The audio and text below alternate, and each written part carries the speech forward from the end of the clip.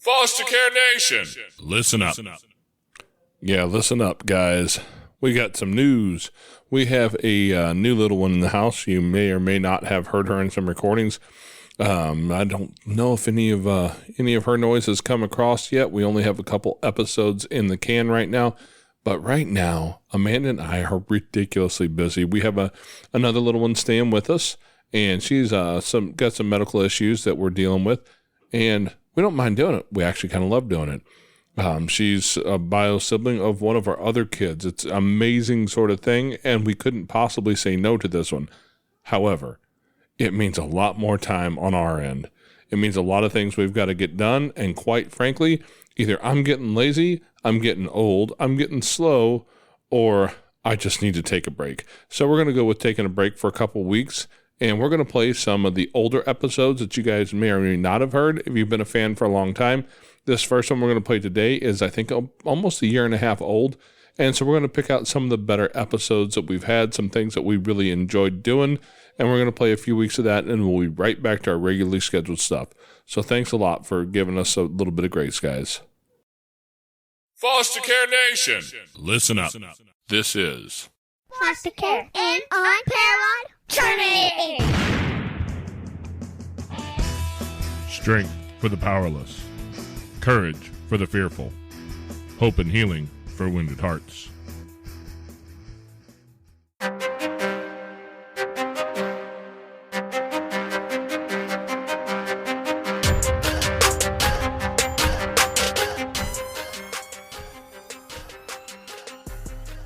Hello and welcome back to Foster Care, an Unparalleled Journey with Jason. And Amanda.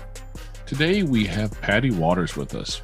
I hear rumors that Patty has a story to tell, and I am excited to hear it. How you doing today, Patty? I am doing well, Jason. Thank you so much for having me. Hey, we're excited to have you here. It sounds like you have quite the interesting story, and I'd like to hear you tell us a little bit about it. How did you get involved with the foster care system? Yeah, so I truly believe that everything happens for a reason. And I have a personal story with foster care as I entered the system at 8 years old. I was in foster care for 5 years with my 3 siblings. And I always say that the system exists because of examples like my siblings and I went through. We live with our dad. He was from Mexico and had a green card.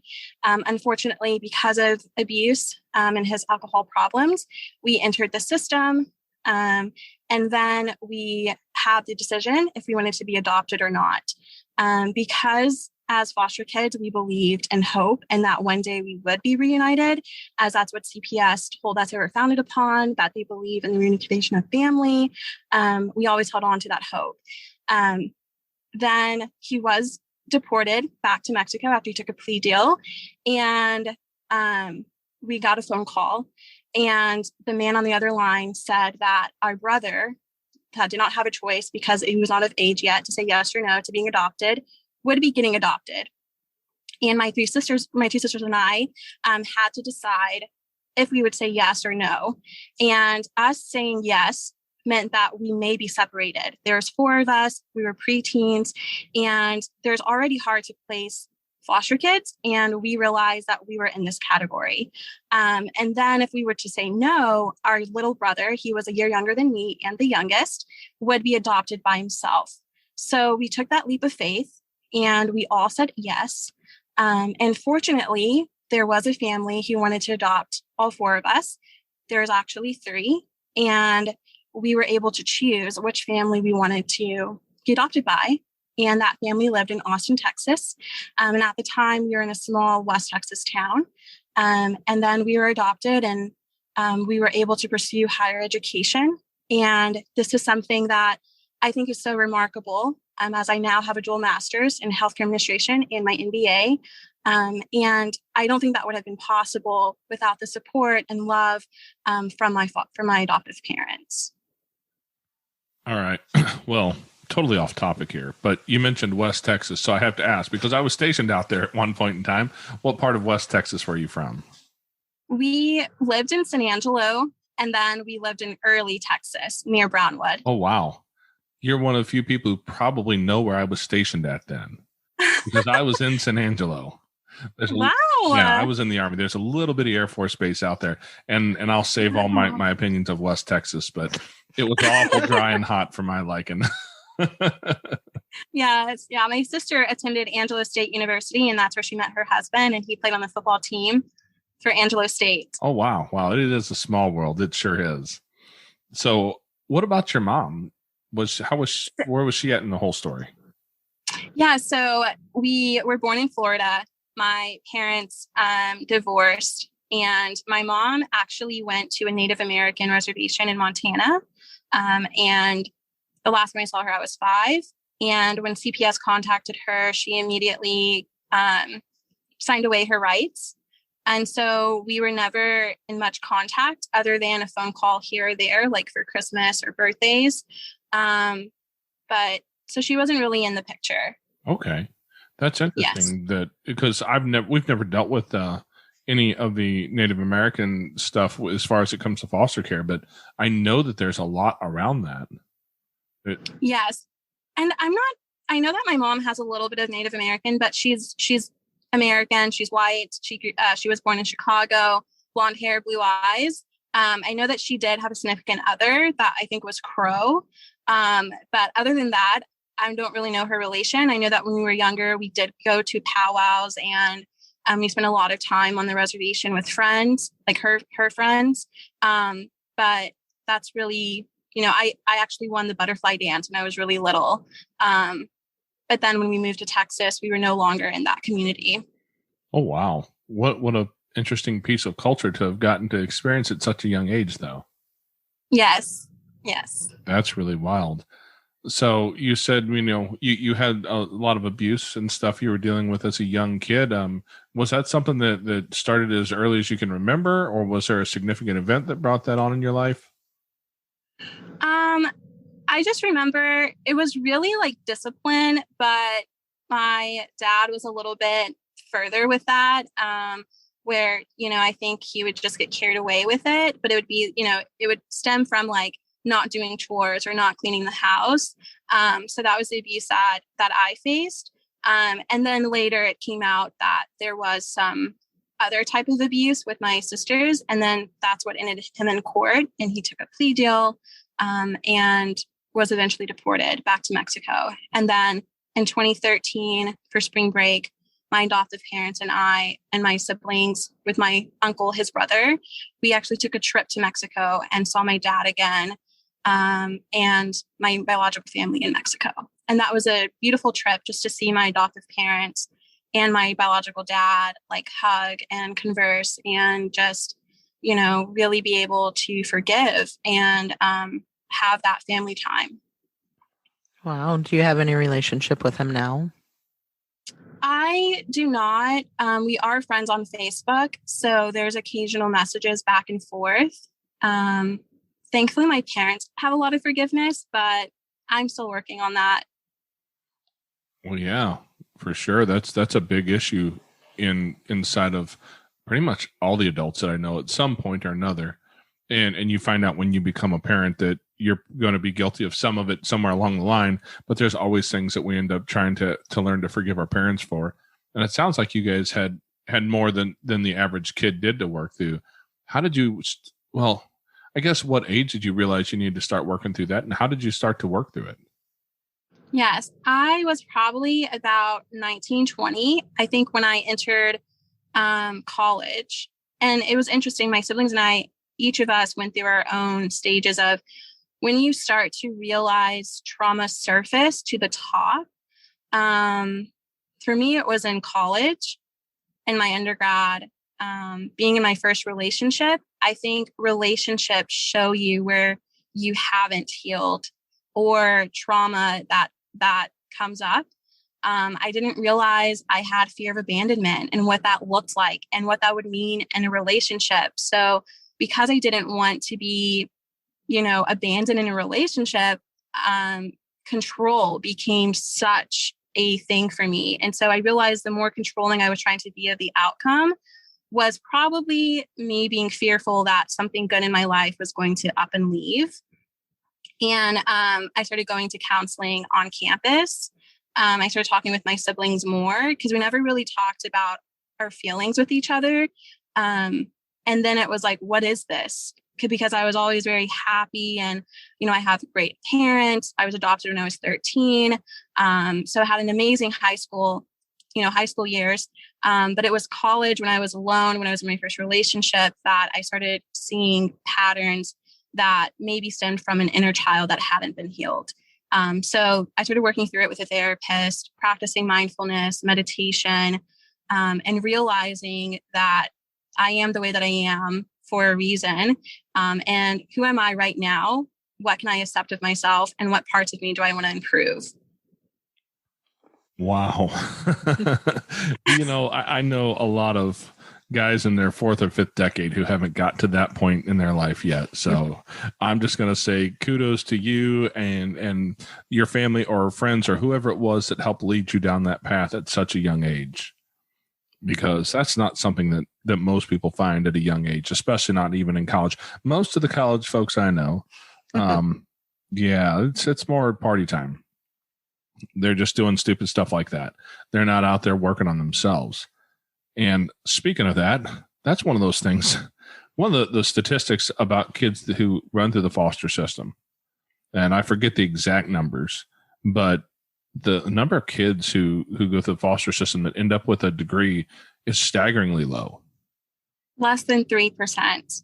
I actually was accepted as a speaker for TEDx, in regard to this topic, which is former foster youth and the path to higher education. I was astonished when I heard that there's 450,000 foster kids nationwide. And when they're building a new prison, they see how many kids are in prison and how many new beds they'll need in a prison. And I thought, what if they could look at a university, see how many kids are in foster care, and determine how many professors and subjects they should be teaching at that university? I mean, what a world of a difference that would be, rather than thinking how many kids are in the foster care system and how big should this prison be? Yeah, because those numbers are definitely interrelated. Those numbers are undisputedly related, and we've seen that if you look at the research anywhere, it's the correlation is there for sure. And somehow or another, though, you walked out with a dual master's. That's pretty incredible. Now, what were your masters in? Healthcare administration and business administration. Okay, healthcare and business administration. Wow. So, what led you from where you were into that world? Because that's, healthcare administration, you're helping people, right? Business administration, is still, we're on the helping spectrum and just on the business side of stuff, right? So it sounds to me like you may have some of that somewhere deep down in your soul. What is it that made you choose those for masters? Right. So I was actually on a mission trip to Guatemala at the age of 15. And I went on that mission trip believing that I would be a judge one day for adoption cases. We visited the only nursing home in the city, and I love elderly. And when I entered that nursing home with my broken Spanish, somehow I was able to form relationships. And when I walked out, I was in tears. 15, I don't cry. I have an attitude and hormones. And but I cried and I said, I know my calling in life, and it's for the quality of care that elderly receive. And can I go back to the US and do something with this calling I feel, this purpose? Because I had a connection to the elderly in that nursing home. One of them was put there. He used to work on cars with his family. And something hit him in the eye when he was working on the car. And so he could no longer see, and he couldn't make money for the family. So he became a liability, and they put him in the nursing home. Hey there, Foster Care Nation. We'd like to take a quick minute to step out of the podcast here and ask you guys for a little bit of support. If you could share an episode with people, friends, in a group, with family, anywhere where there's somebody who would like to hear this. Also, if you'd like to join us and support our mission, a couple dollars a month would be really helpful. You can find us on Patreon at patreon.com/fostercarenation. Now back to the show. So he became a liability, and they put him in the nursing home because they couldn't afford to feed another mouth in the house, and he wasn't going to be able to bring an income. And I thought, this reminds me of entering the shelter when I was first entering foster care. And it's kind of where they put kids while they determine what's the next step. Where's a foster home available and where can we send them? So we were in San Angelo in a shelter, and we actually stayed there longer than most kids for a couple of months. And then we were taken to Odessa, where we have nobody in Odessa, but that's where the nearest foster family was that was able to take 4 of us. And so I came back to the US. My sisters were already volunteering for school at a nursing home. So I joined them, ended up being mentored by the executive director, had my own activity called Dancing Chairs with Patty on Friday nights, where the elderly and I would do exercises in the chair. And she told me about this program called Healthcare Administration and that I could be a nursing home administrator. And I decided I wanted to own a nursing home or for Alzheimer's, dementia, to make sure the quality of care that these elderly receive is really great. And I love business because I like to help people, but how can I do it strategically and operationally? And how can I make sure that it's going to be efficient and effective? So I love that I found a program. In my undergrad, I did business with an emphasis in healthcare administration. And then I went on to pursue my master's in both. And I still have plans to have an Alzheimer's dementia facility one day. And I still volunteer with the elderly. I became a certified ombudsman to advocate for their rights in nursing homes and to remind nursing home employees what their rights are and how they're violating the rights of these elderly residents. That's amazing. I can only imagine how important that is right now in the middle of all the COVID thing going on, right? My mom is in a nursing home. She had, I believe it was 4 major strokes on one day. Wow. Yeah. It wasn't really good for her health. And so she's been in a nursing home for a while now. And, she regularly is unhappy with some of the care that she receives and some of the way that they do things. And they're all kind of trapped. They can't get out, especially right now amongst this stuff. If she wants to go out with a family member, even for a few hours one day, she has to spend 14 days in a quarantine when she comes back, and they don't have any quarantine beds, so she can't leave. So it's a really difficult position that a lot of people are being put in. And I mean, some of the stories you hear about nursing homes, there are great ones out there, but there's also some really, really horrible ones. My brother works in the business insurance industry, and he's told me a few frightening tales of a couple nursing homes that he went into. And so, yeah, it's amazing that you're out there trying to help out the people who are helpless. It kind of mirrors the place that you came from, where somebody helping out the helpless. Yes, absolutely. And I believe that I've had so many people pour into me, encourage me, inspire me throughout my journey in life. And I love to give back. I wanted to be a nursing home administrator. I graduated May 2020. And when I looked at how COVID was affecting individuals, how friends of mine, their grandparents were in the hospital because of COVID, and you have to have a 30-day notice before you're told to leave the nursing home. And some nursing homes were saying, we're not accepting this resident back, even if they've been tested negative for COVID.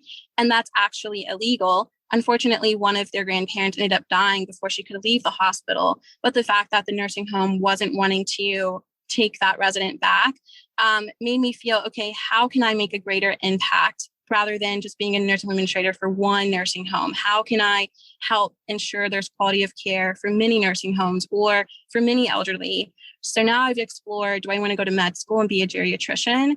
In the meantime, I'm an ombudsman, and right now we're not allowed in the nursing homes, but I'm looking forward to the day that we are to really advocate for their rights. So I know I've heard the term. I know I've heard people talking about calling them and using their services, but I don't think I could define it for you. And most of the listeners probably couldn't either. So what is an ombudsman? So an ombudsman is just an individual who advocates for the rights. For me, I'm a long-term care ombudsman. So it's advocating for the rights of long-term care residents. Okay. Is that a paid position? Is that a volunteer thing? It's a volunteer thing, and you have to be certified. So you have to go through training. Okay. So you have people who are trained to do that. It's not something they would just accept me in to do it just because I said, hey, let me do this. Correct. That's probably a good thing. It's a great thing. I don't know what she means by that. I think I'm offended. Yeah, we'll talk about that later. Yes, I truly believe in being a strong advocate. It's best to be educated and informed because there are things you're going to learn that you probably would have never known. Obviously, the best way to learn is through experience, but also don't reinvent the wheel and don't make drastic mistakes because you were never educated on it. I'm also a CASA volunteer, and I cannot imagine if I never went through training and just said, I want to help out foster kids and, didn't know the ins and outs and the etiquette. And because you're in charge of a person's life and saying to the judge, this is what I believe is in the best case for this child. And if I didn't have life experience and if I didn't have that education and that certification, I don't think I would make an effective CASA volunteer. So do you have a job while you do all that volunteering? Because I don't know about you, but I thought I had a busy life. I do. I also serve on 2 boards and I do have a full-time job. I'm a recruiter. Wow. I hope you don't have like a whole house full of kids like we do, because if that's the case, I do not. Yeah, you would not be sleeping. I was going to say, I suddenly feel a little lazy. No, I think these are the best kinds of kids. I don't have to clothe or feed them. I just have to have passion. There's that. Yes, it's kind of like our godson. He's a little guy still. He's a year old, and we get to love on him and squeeze him and play with him and have a great time and send him home to mama. Yes. Yes. Best kind of kids ever. Well, I know you've worked with a lot of people at this point, as a CASA worker and as an ombudsman. Do you have any particular stories that really have touched you long term or changed you in a significant way? I would just say going from volunteering, I also worked as a resident care assistant, and just seeing the impact that you can have on a person's well-being. There was a resident that just was not doing very well. And I didn't realize how significant a shower is. I know this may sound off topic or really random, but even when I have a bad day, I remember, I think to myself, do I need a bath today? Do I need a shower? What does self-care look like? And as you get older, self-care is still very important. And unfortunately, some of these residents can't provide self-care to themselves. So it's amazing what, spending a little extra time in the shower and just under that water and, putting on lotion and just putting on a nice, fresh pair of clothes can do for somebody. And I think sometimes just going back to the very basics of Maslow's hierarchy of needs. And that to me has always stuck with me, how residents, some of them would wake up, I would get to work at 6:00 and they would be already walking down the hall and say, Patty Waters, are you going to shower me today? And that to me is always something I go back to. It's something small, but you don't realize it's small until it becomes something big in somebody else's life. And that is what I'm reminded of, is what is the simplest thing I can do that may be big for somebody else? And realizing our values are so different. What someone may value may seem so small to somebody else. But if you just take time to understand that value is a spectrum and to understand other people, go back to the basics and say, what can I do right now that will make a drastic difference in their lives? That helps me fuels me. That reminds me of a story my son told me once. He had joined the Army and he joined as a nurse. And after our oldest daughter got really sick and she spent a significant amount of time in the hospital, and he was up there, spent a lot of time with her. And after, it was a couple of years, I guess, after she had passed away and he had gotten old enough and joined the Army and decided to go into the nursing corps. And he was talking about one of the patients he was working with. He worked on what was the name of the floor? It was like a long-term care floor. It was like guys, memory care. Well, yeah, it was older guys who'd had some of those issues, or people who were getting big joint replacements, or people with long-term paralyzation issues. And he had one guy who he noticed the guy's toenails were like ridiculous. It's like, dude, do you want me to cut those for you? And he's like, "Oh, that'd be awesome. This hasn't been done in forever." And just that simple act really, meant a lot to the guy. And when they were given their rounds or whatever they called it at the end of the day, where they're doing their switch over, because he was still in training, and his boss was there. I think it was a major or somebody, and one of the other nurses asked him, "Why did you do that? How did you find time? Why did you throw that in there?" And his response, actually, it hit me and made me realize we raised a good kid, because his answer was, "Well, everybody deserves a little bit of dignity." Yes. And that was something that a place where my own son taught me a thing or two, I think, about how to look at the world. And it sounds like you've been doing a lot of that. So I have to ask, with everything on your plate, ever going to be a foster parent? That is a great question. That is a great question. I still have fears. I still have phobias. I still have a fear that, am I going to be the reason someone is amazing, or am I going to mess them up? It's a fear of parenting, of like, will I be a good example? I still have this fear that I'm inadequate and that I'm not enough. So I hope that one day I can be. I would love to adopt from foster care, but that's still a fear I'm working through. Well, just so you know, when our older kids came home, they weren't adopted. They came to our house, and they did not give us any instructions. And I was pretty certain we messed them up.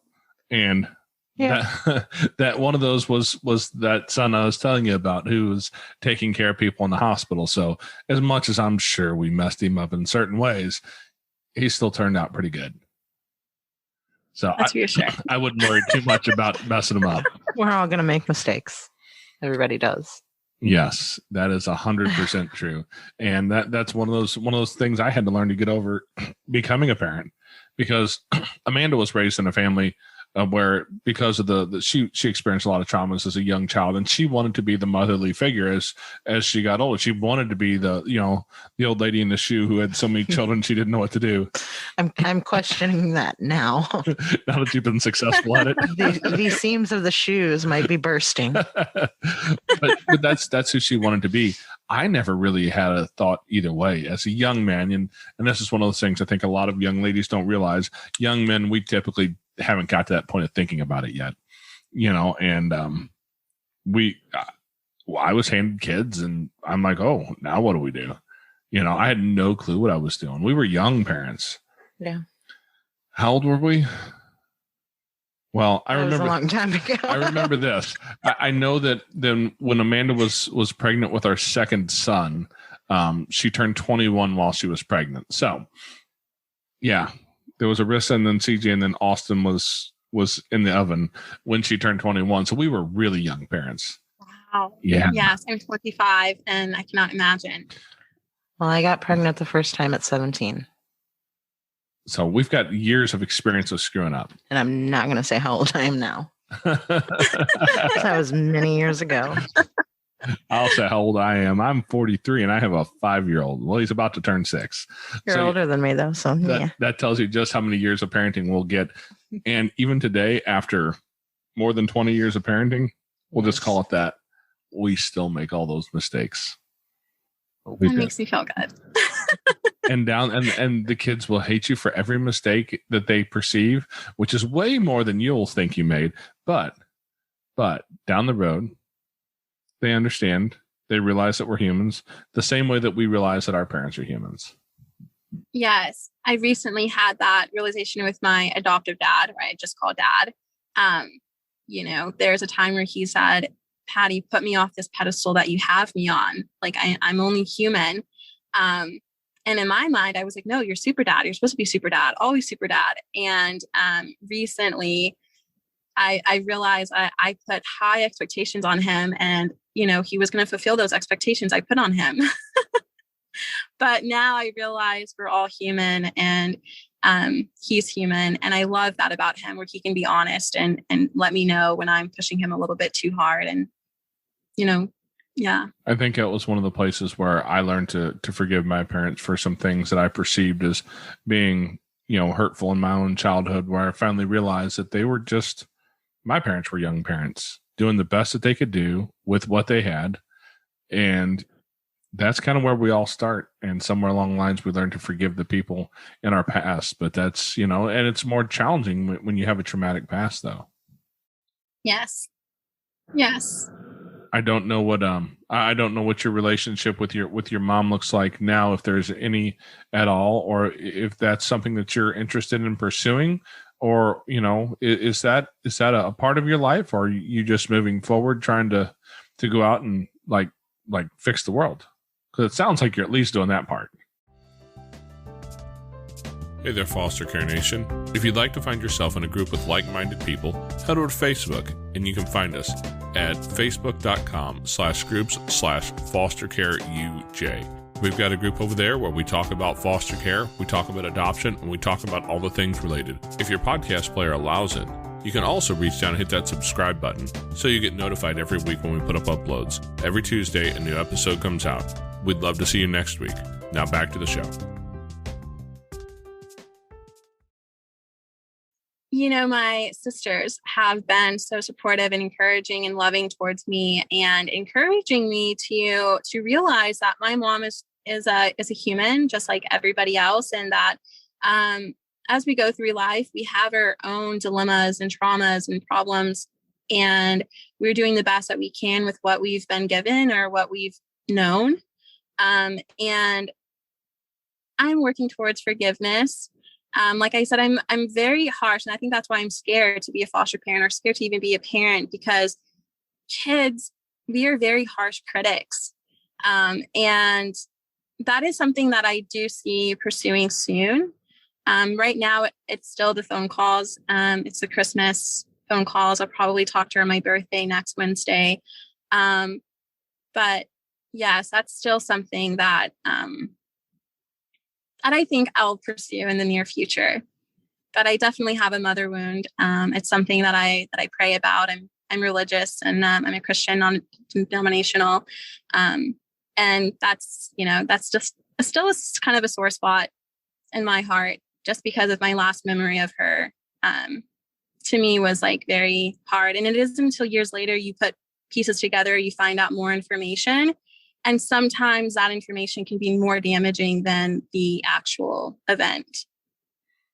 Oh, yeah. Well, first off, happy birthday next week. Thank you. You're still young enough where birthdays are good. Birthdays count. Yeah, we've stopped counting birthdays. It's like survival marks at this point. But it's interesting, the verbiage you used, the mother wound, because that can be a really damaging one and difficult to work through. Is that something that you kind of came to on your own, or is that something that you worked through in counseling with somebody else to help guide you through that? So I follow a lot of counselors on Instagram, and one of them had a piece of information on mother wound, because I always hear daddy issues, things like this. And I said, no, it's not really daddy issues, because I was spoiled as a little girl. It wasn't until years later that I found out other information about my father. And then that's when I started realizing, oh my gosh, then the grudges started to come up and the disbelief. So, but then when I saw this image and description of like mother wound, I related to that so much more. And then I started doing more research on my own, and I started realizing that, oh my gosh, I don't have a daddy. I mean, there's going to be daddy issues and abandonment issues, but the deep, deep thing that relates so much more to me is a mother wound. And that one is like way more significant, and still I think is the hardest to work through, because I want to be an amazing mother. I want to be a great person, but that's my biggest fear, is what if I fail as a mother? Well, I'll go ahead and give you some encouragement, and that is that of all the mothers I know, I'm one of the best ones I could find. I went ahead and married her, and she came through an experience with a lot of those mother wounds as well. So I know that it can be overcome, and honestly, some of the women that I've met who've had some of the harder childhoods with their mother came out to be great mothers in spite of their situation, if not because of it, because they're very aware of the importance of their role. Yes. Well, you can take all that hurt and turn it into something beautiful. Absolutely. So. Yeah, that's kind of the beauty of that, is that we have the ability to take all of our pain, all of our struggles, and we can turn it into beauty if we choose to go that route. It's really easy not to. That's the easy thing. But it sounds like you're not into doing the easy thing very often.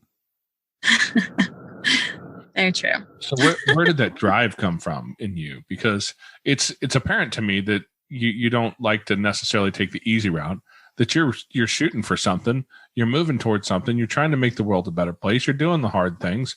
Where did that drive to do that come from? Well, when I was a freshman in college, my adoptive dad, as encouragement, I always tell him, your intentions are pure, but man, your delivery sucks. He sent an article about foster care statistics and what foster kids face. And I remember calling him up immediately, upset. And I was just like, am I a foster kid or am I your daughter? Because those are two different things. And in foster care, you don't really have parents. I mean, they even tell you can call me my first name. And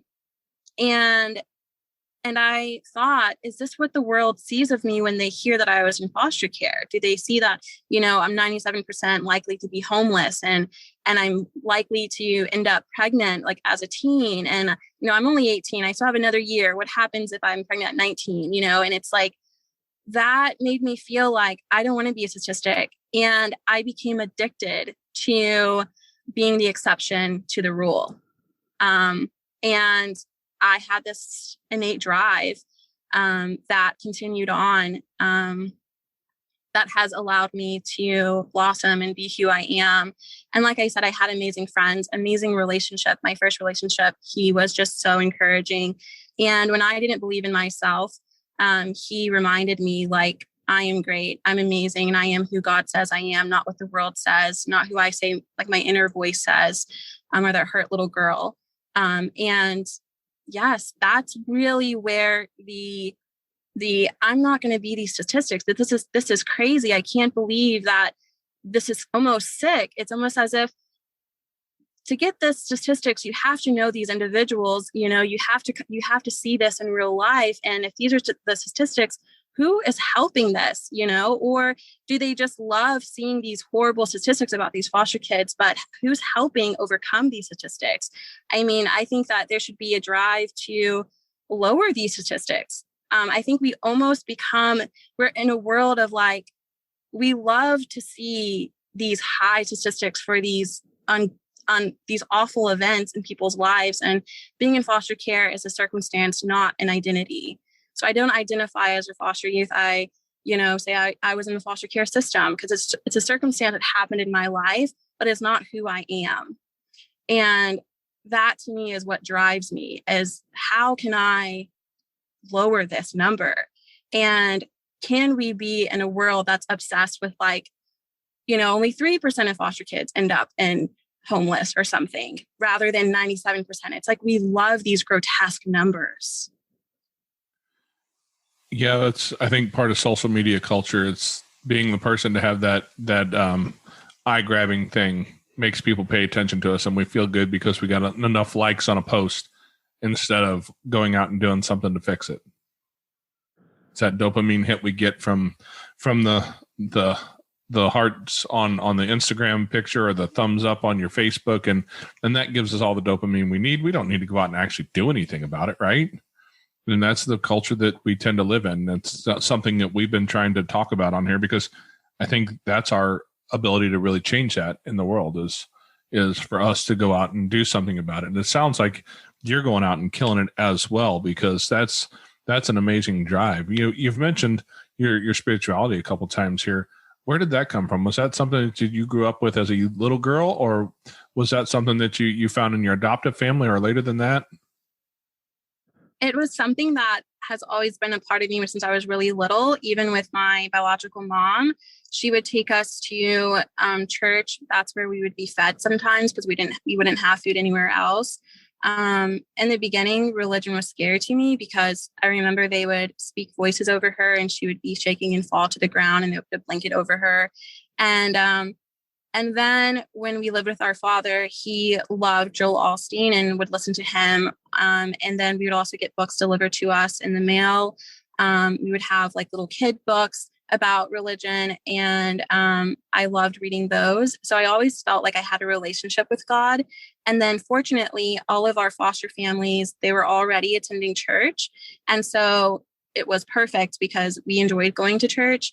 And then when we were adopted, they were also churchgoers. And so religion has always been at the center of all of my relationships and connections with my foster parents and my biological parents. And it's something that has always helped me lean on somebody that was consistent in my life. For me, it was Jesus and my relationship with him. And that's where I lean on. A lot of people think they want happiness in life, but I believe it's truly peace that we're after. Happiness is a feeling that comes and goes, but peace is constant and it's stable. And that's what I find in Jesus. Oh, I could preach for hours on that whole happiness topic. Please don't. I agree with you 100%, though, that we seem to be sold a bill of goods through culture that we all need to be happy. You know, don't I deserve to be happy? And I don't think any of us are really looking for that happiness.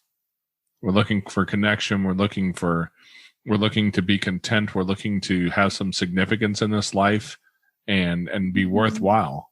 And I think that is worth way more than a few moments of happiness. Yes. And when I look at what you've told me about all the things you're doing, I mean, my God, you found like the significance button over there. You just keep hitting that one. I mean, the number of lives you get to change, you know, working with the elderly, that's something that very few people understand or are willing to do. And then working with the kids, you know, as a CASA worker, because, you know, and I'm certain you've thought of this, but the legacy that will leave behind, the number of kids that you have the opportunity to change the kid and their kids and the next generation, because we all know that foster care tends to be a generational issue. Yes. And that's something that you can have a hand in helping to shift that. Yes. Right now there's 1,400 foster kids in Austin. And, you know, CPS has a bad rap. A lot of people hear CPS or they hear about, you know, other organizations within foster care, and they immediately, you know, are just turned off or disgusted. And like I said earlier, I mentioned, I truly believe that my siblings and our story is exactly why the foster care system exists. And lives are so fragile. And it's unfortunate that so many cases that's not the case, where CPS seems like it's damaged more than it's caused good. But I'm so happy that my siblings and I have benefited from that foster care system and from CPS. And we've had, you know, an amazing story to come out on the other side. All four of us have our bachelor's degree. And, you know, we all went through our own struggles while we were in college. But the fact that we were all able to get our degree is something that's significant, because you don't normally see that, one, in a foster care kid's life, and two, for the full sibling group to each go through the same system and come out and all have our undergrad degrees. I don't know any other sibling group in foster care to this day that I've never met anybody who's all of the siblings have graduated from college. I've met siblings who've taken a few courses, but then ended up dropping out or had personal reasons and never graduated. So I'm big on supporting the foster care system because it helped me in my life. And I can imagine if we didn't have that system, where I would be in this life. Yes, and keeping siblings together is always a difficult thing when there's more than just two. And the fact that you guys get to stay together is amazing. Do you guys still all have a decent relationship? Are you still all well connected? Yes, we are best of friends. We love each other so much. We have a sibling group chat. We video chat very often. using Facebook Messenger. And yes, we are so close. And I'm so thankful that we all stayed together in foster care, and that we leaned on each other for support. My sister Angelica is the one who was a mother of our group, and bless her, she was 9 years old, and we all looked to her for guidance. I was 8, my little brother was 7, and her twin was also 9. So we were very close in age, and very, very much like best friends. Wow. Yeah, 7, 8, and 2 9-year-old kids. Your adoptive parents had to have been awful brave to know that very, very soon after you guys showed up, they were going to have a lot of teenagers all at once. Did they have other biological kids already, or was this their first?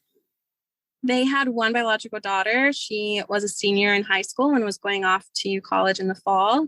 And actually, my sisters were turning 15, and my parents are white. My adopted parents are both white, and we're half Mexican, half white. And my sisters were having their 15th birthday, which in Hispanic culture, they have a big quinceañera, a big party. And my adoptive mom is a rock star and threw a beautiful quinceañera for both of my sisters. And that's also something that we are so thankful for, that she honored our culture and didn't know what that was. And in a month was able to put it all together.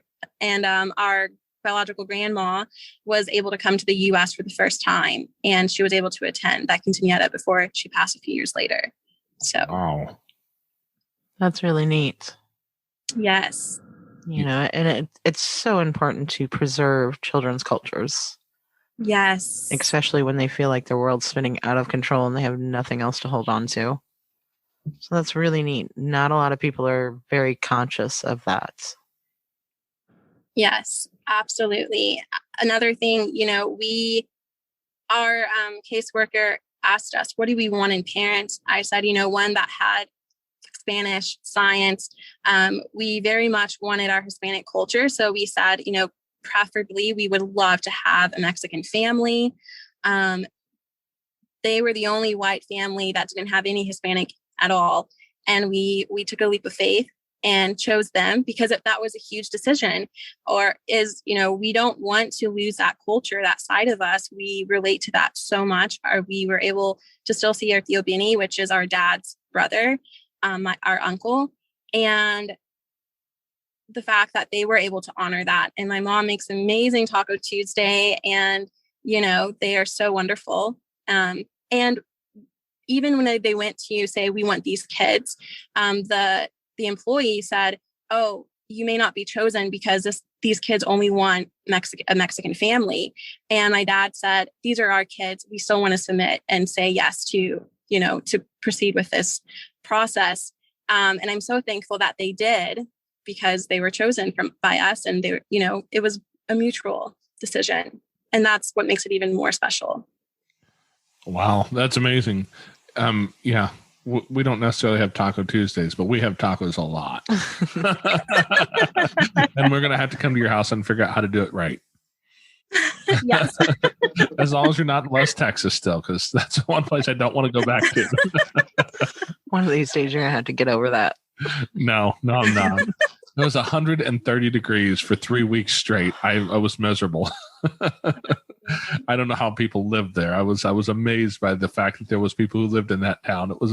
I was just miserable. But yeah, no, talking about the culture thing, that's one of the things that I think a lot of families struggle with, because, especially you have a mixed heritage. We have kids with mixed heritage, and we have kids who identify more with one side of their biological culture than the other. And that's kind of a minefield for, as adoptive or foster parents to walk into, because really you don't know where you're going with that. That's kind of just a guessing game as you move forward and see where it lands. And that's right. Been a challenge for us to always understand exactly how that works out in the real life, and what a kid is really interested in, doing, and what it means to them. Because, me personally, and I say this a lot, I have, because for those who can see the video, I am ambiguously brown. That's what I call myself. I did the 23andMe thing a while back, and basically all of Europe, it just said yes. It just said yes. And so other than that, I don't have any real hard answers as to, where my real biological heritage comes from. And so I don't really know. So for me, I don't understand the culture thing as much as someone who has a more pronounced culture in their life and they know where they come from. And that was a hard place for me is because I really didn't even understand how to approach that with kids. So it's wonderful that you found a family that was willing to step right into that. And do you speak Spanish, by the way?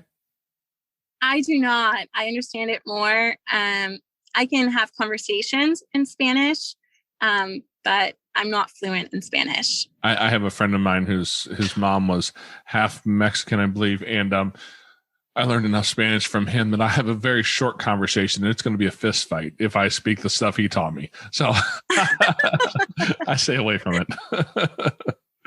But yeah, the language barrier can be a challenge for a lot of people as well. And so I guess, if you guys were raised in the States, that was maybe a little bit easier place for you guys to be able to move into any family where it wasn't just a language barrier. But learning that language and the culture and the heritage, and even knowing what a quinceañera is, and I'm certain I pronounced that wrong. I've seen enough TV to know what it is, and that's about it, right? But other than that, I wouldn't know how to throw one of those. Mm. And for your mom to have figured that out and then pulled that together in a month, you said? Yes. I'm amazed.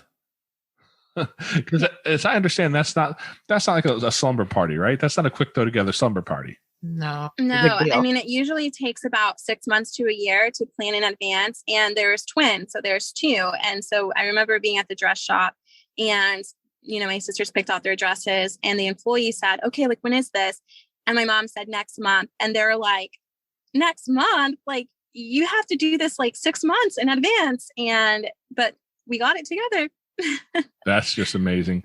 I'm just going to throw her some mad props because, yeah, I'm doing good if I remember when my kids' birthdays are. I have one coming up soon. Friday. See? Soon. It's coming up soon. That's what I remember. It's on the calendar for you. So, yeah, it sounds like you guys really landed in the place that was the right place for you. And you guys have done amazingly well there. To have had 4 siblings all be able to get your bachelor's degree, all step out into the world, keep healthy relationships, and be able to move forward. I mean, that's amazing. And it's just a testament to the, well, it's a testament to kids to look at and understand that just because you got stuck into the foster care system through no fault of your own doesn't mean you can't be successful. Right. You guys are really out there just empowering kids to realize that they have the ability to make something amazing. Exactly.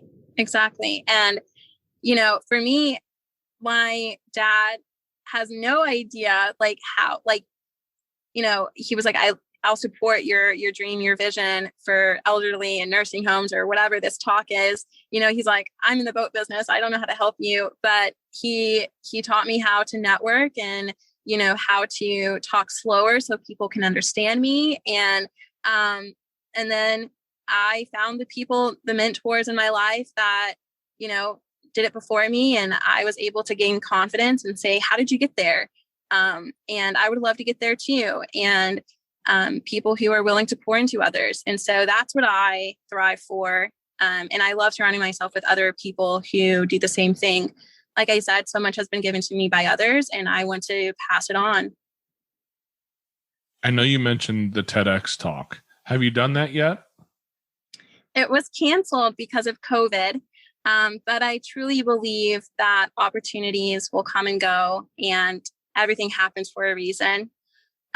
So yes. Yeah, we've had the opportunity to interview a handful of TEDx speakers. Mm-hmm. And actually a good friend of mine just gave one, I think it was September 11th of this past year.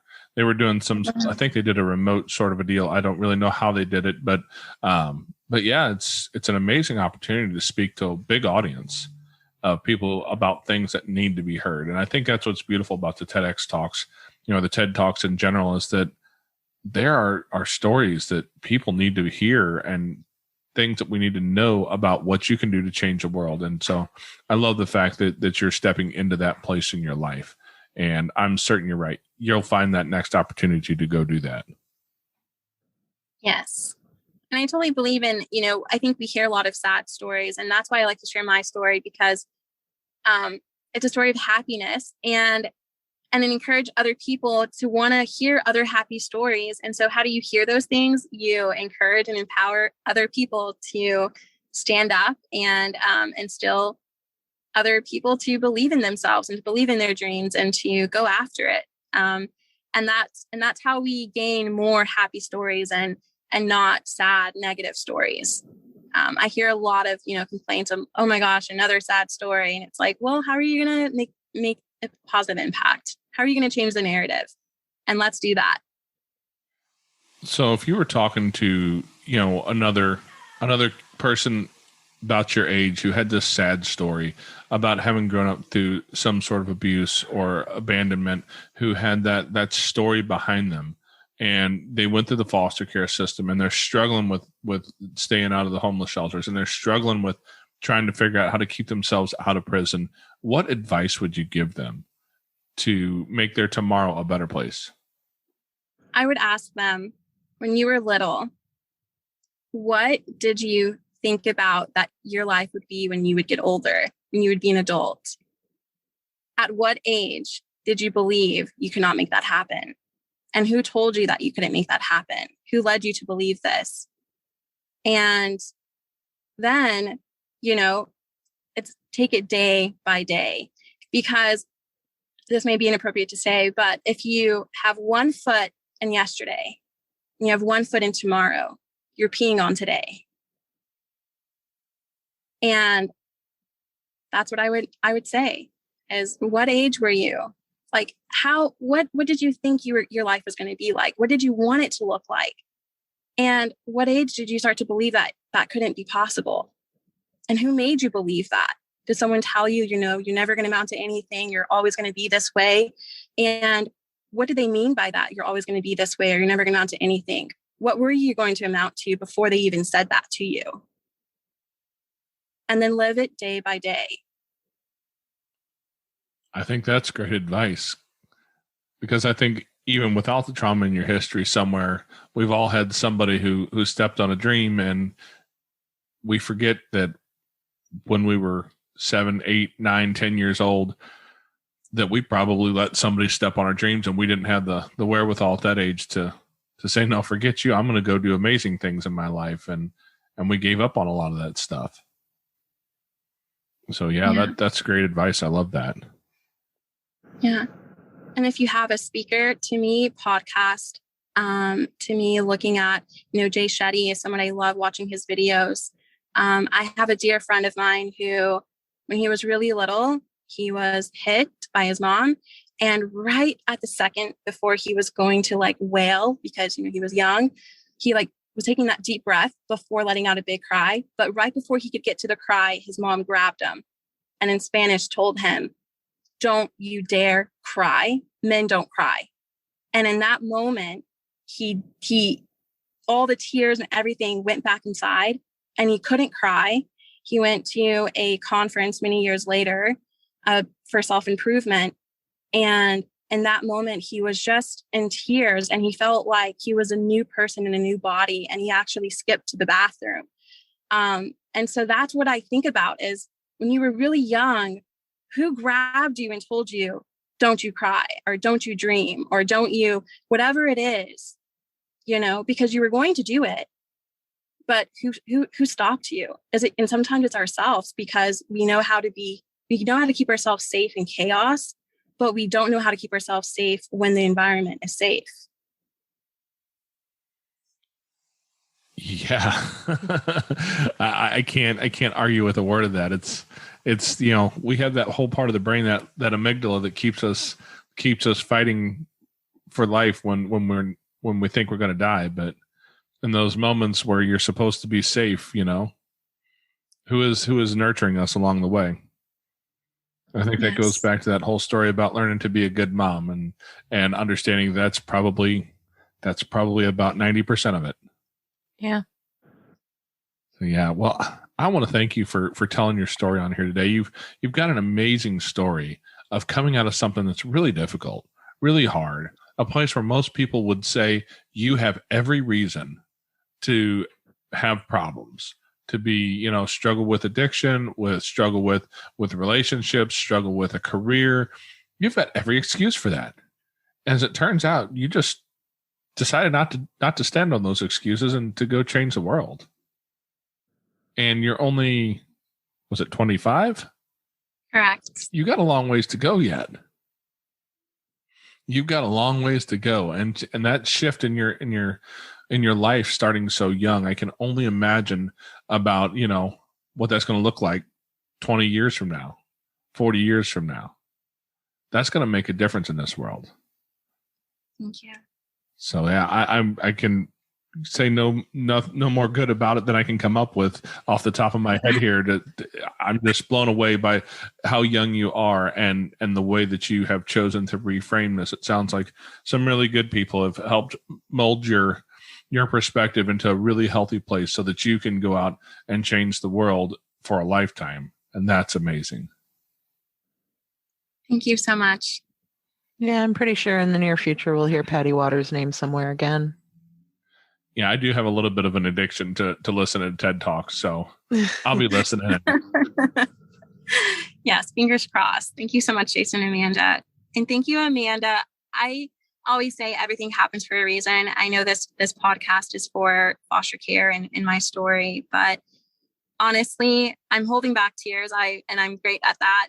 But hearing a little bit about you and your motherhood and your own mother wounds gives me hope. And to hear from one person to another, it's, one woman to another.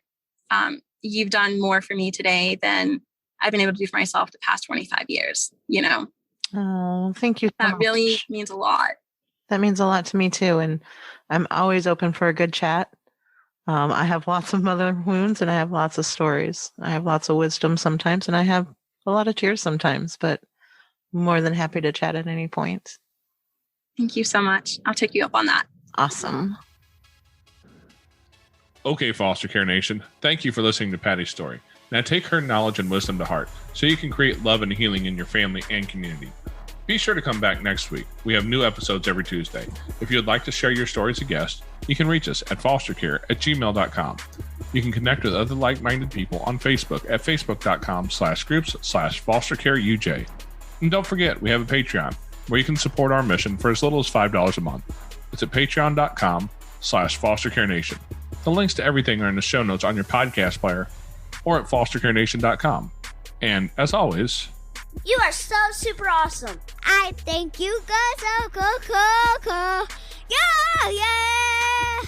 Thank you for listening. Thanks.